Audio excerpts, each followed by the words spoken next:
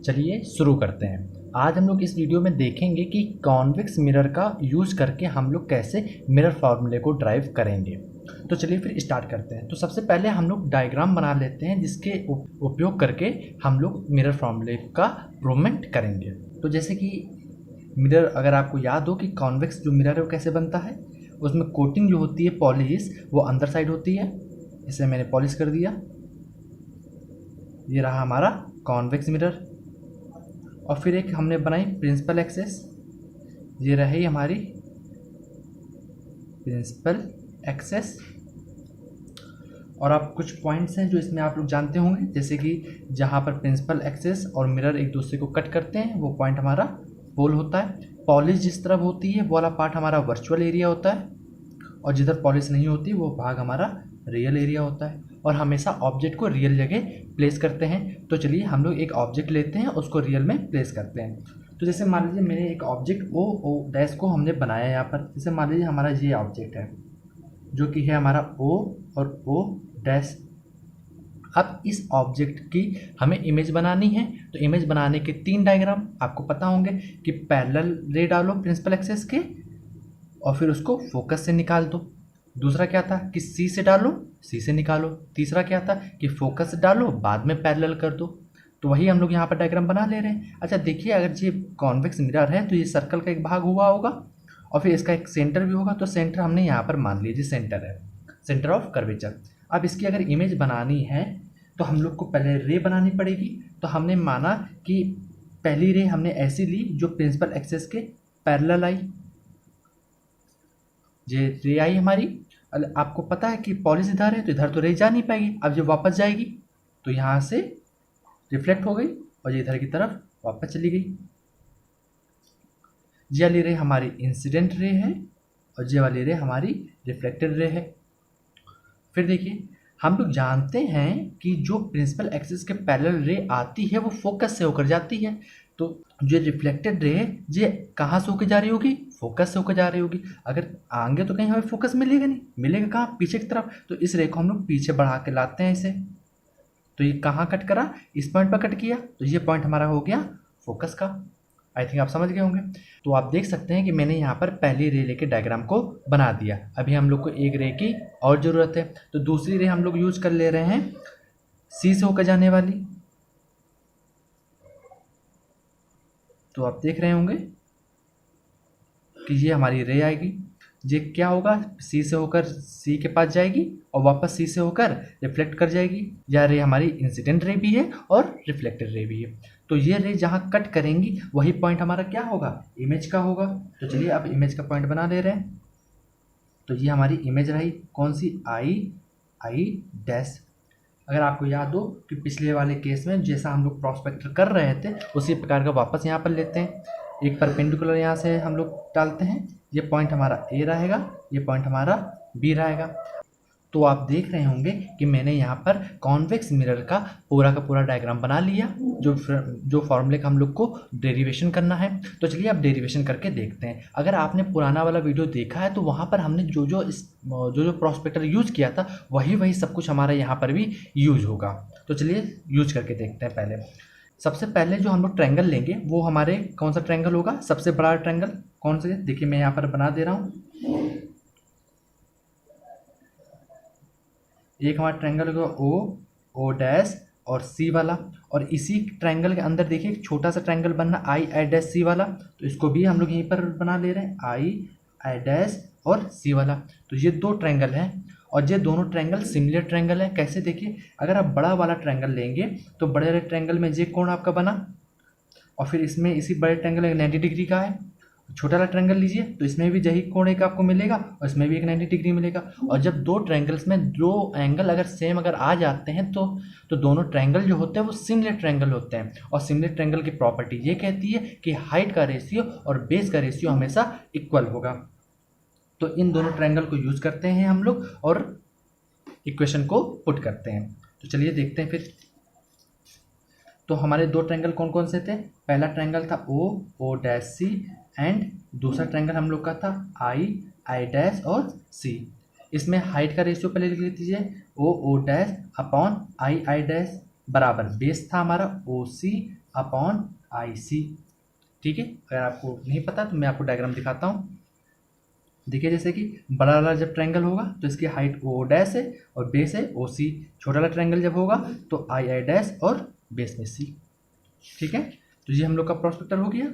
अब इसी प्रकार आप हम लोग एक दूसरा समीकरण को भी ले रहे हैं, दूसरी जो ट्रायंगल है उसको भी यूज करते हैं। तो दूसरा ट्रायंगल हमारा कौन सा, देखिए ए बी एफ वाला। उसी प्रकार चलिए पहले इसी को बना लेते हैं हम लोग। दूसरा ट्रायंगल हमारा है ए बी और फिर एफ। और इसी बड़े ट्रायंगल के अंदर आप देखिए छोटा ट्रायंगल भी बना है हमारा, कौन सा है, आई डैश और एफ वाला।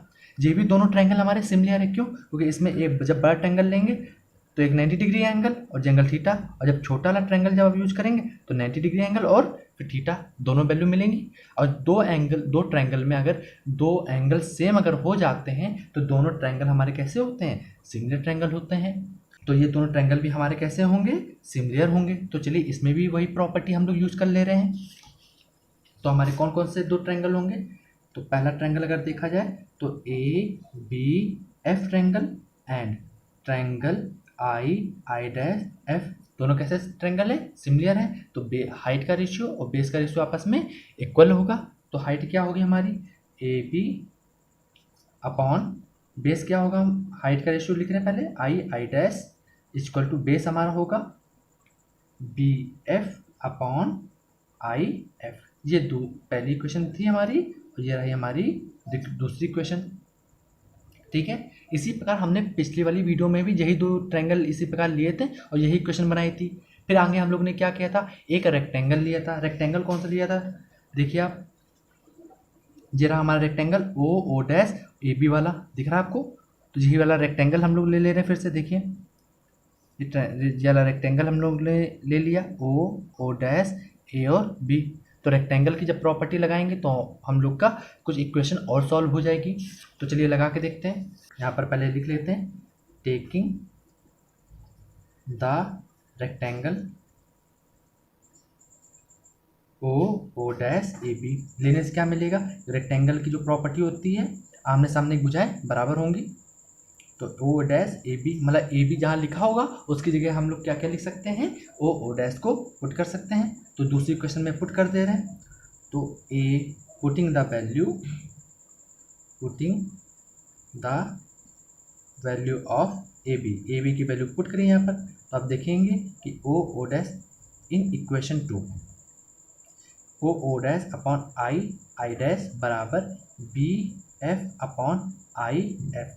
एक ये क्वेश्चन बन गई हमारी 3rd नंबर की। फिर आपको याद होगा प्रोस्पेक्टर की हमने पिछली वीडियो में जो डाटा लिया था उसमें फिर हमने क्या किया था, फिर हमने कहा था आपसे कि जो ए वाला पॉइंट है, ए वाला जो पॉइंट है, इस पॉइंट को अगर हम लोग धीरे धीरे नीचे की तरफ लाते जाएंगे तो जो बी वाला पॉइंट है वो पीछे की तरफ खिसकता चला जाएगा। ऐसा क्यों करते हैं हम लोग, देखिए अभी हम लोग ने ऑब्जेक्ट जो लिया है वो एक परपेंडिकुलर ऑब्जेक्ट है ओ डैश, लेकिन कोई ज़रूरी नहीं है कि आपका जो ऑब्जेक्ट है वो इतना ही लंबा होगा, हो सकता है इससे छोटा हो। जब इससे छोटा होगा तो ए वाला पॉइंट हमारा यहाँ आएगा, बी वाला और पीछे होगा। ऑब्जेक्ट और छोटा होगा तो ए यहाँ आएगा, बी और पीछे जाएगा। और जब ऑब्जेक्ट हमारा एक पॉइंट ऑब्जेक्ट होगा तो जो हमारा बी पॉइंट है वो क्या बन जाएगा, बी ही बन जाएगा। तो वही चीज़ हम लोग ने वापस यहाँ पर यूज कर रहे हैं।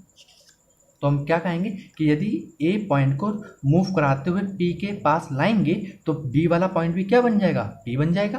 तो यही पॉइंट को हम लोग लिख ले रहे हैं वापस यहाँ पर। If point A move towards down then B point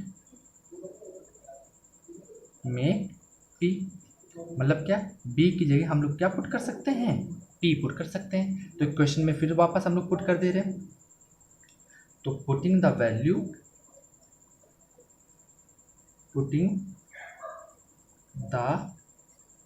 value of B in equation 3rd। तो हमारी इक्वेशन क्या बनेगी, देखिए O dash upon I dash बराबर P F upon I F, ये क्वेश्चन बन गई। अब हम लोग ने यहाँ पर प्रोस्पेक्टर में एक थोड़ी चीज़ छोड़ दी है कि हम लोग को इक्वेशन 3 और 1 को इक्वल भी करना था, पिछली वीडियो में किया था, यहाँ पर हम लोग ने नहीं किया, तो चलिए पहले उसको इक्वल कर ले रहे हैं। तो इक्वल इक्वेशन 3 इक्वल इक्वेशन 1, इन दोनों को इक्वल करेंगे तो क्या होगा, क्योंकि O dash upon I dash की वैल्यू जो B F upon I F है वही वैल्यू हमारी यहाँ पर भी है। उससे बढ़िया अगर हम लोग इक्वेशन 3 ले रहे हैं तो इससे बढ़िया हम लोग इक्वेशन 4 को ले लो तो ज़्यादा बेटर रहेगी। इक्वेशन 4 एंड इक्वेशन 1 को इक्वल करिए तो हमें क्या मिलेगा, ओ सी अपॉन आई सी बराबर P F upon I F. ये इक्वेशन बनी, इस इक्वेशन को आप दे दीजिए 5 नंबर। आपको केवल स्टेप्स याद रखने हैं कि क्या क्या स्टेप्स किया जाएगा। पहले 2 बार ट्रायंगल लेंगे, फिर क्या करेंगे, एक रेक्टेंगल लेंगे, फिर जो इक्वेशन बनेगी उनको इक्वल किया जाएगा। फिर क्या करते हैं, ए पॉइंट को ऊपर से नीचे लाएंगे तो बी वाला जो पॉइंट है वो पी बन जाएगा। फिर सारी वैल्यू को हम लोग पी के फॉर्म में चेंज कर लेंगे, फिर यू वी पुट करेंगे आके। तो वही चीज़ हम लोग यहाँ पर देख रहे हैं, एक फैक्टर में तो p है लेकिन बाकी फैक्टर में p नहीं है, तो p को बनाते हैं। तो चलिए पहले डायग्राम देखते हैं, डायग्राम में आपको समझ में आ जाएगा कि p कहाँ से मिलेगा। जिससे कि आप देख सकते हैं OC हमारा है, ये रहा OC। OC को कैसे बदल सकते हैं p के फॉर्म में, तो देखिए जे ओ पॉइंट, अगर लाइन को हम लोग ऐसे बनाए तो देखिए जे है हमारा O, जे है C और इसके बीच में आ रहा है P। तो जो OC है वो कैसे मिलके बना है, PO से प्लस PC से लिख सकते हैं इसको। तो हम लोग ने जहाँ जहाँ OC लिखा है वहाँ वहाँ हम लोग क्या लिख सकते हैं, PO प्लस PC। तो चलिए पुट कर लेते हैं एक लाइन से हम लोग।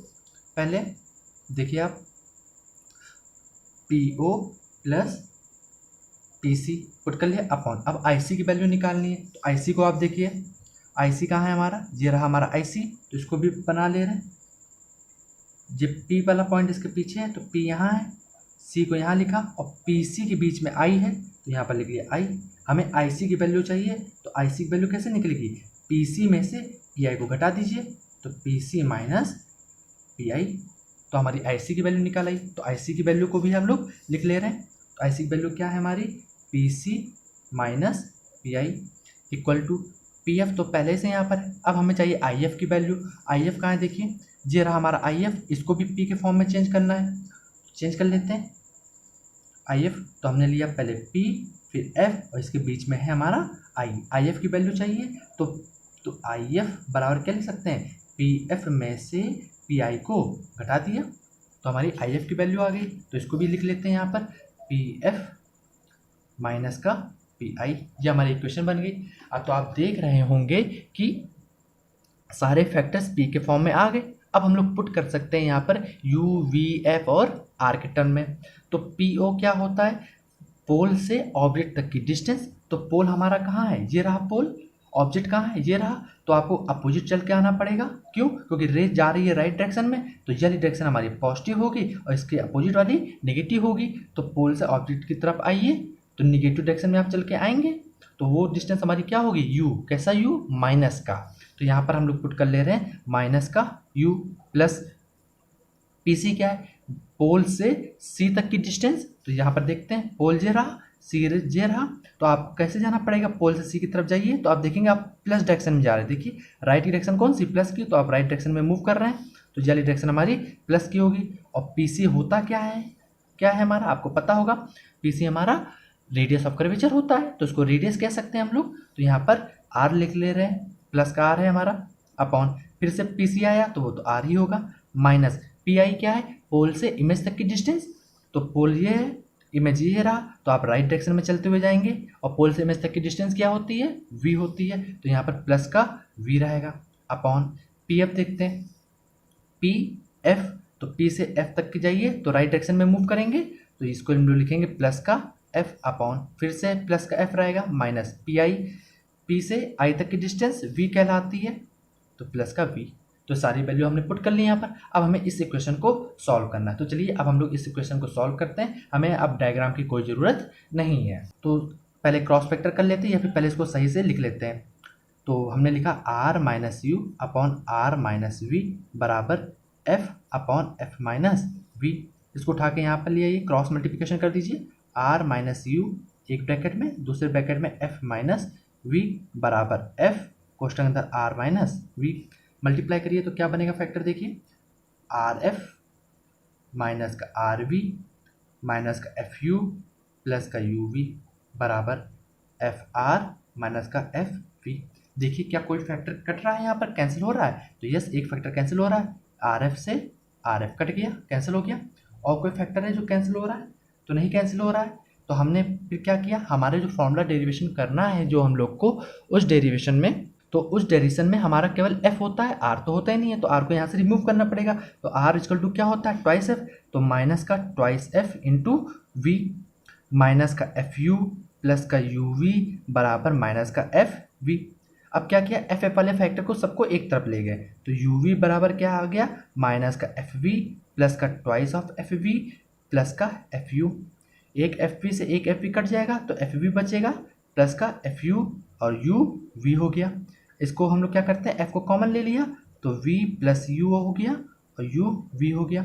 इसको अब हम लोग नीचे ले आ रहे हैं, u v को इधर की तरफ और f को इधर की तरफ, तो हमारा फैक्टर जो बचेगा हल करने के बाद 1/f equal to v upon U V plus u upon U V. v से v कैंसिल, u से u कैंसिल, तो हमारा जो फाइनली जो प्रूवमेंट का जो आंसर आएगा वो क्या बनेगा हम लोग का, देखिए आप 1/f बराबर 1/v प्लस का 1/u। तो ये रहा हमारा आंसर। आप देख सकते हैं बड़ी आसानी से हम लोग ने जो प्रॉस्पेक्टर पहले किया था वही चीज़ हम लोग ने वापस यहाँ पर करी है और उसी से हम लोग ने फॉर्मूले को प्रूव कर दिया।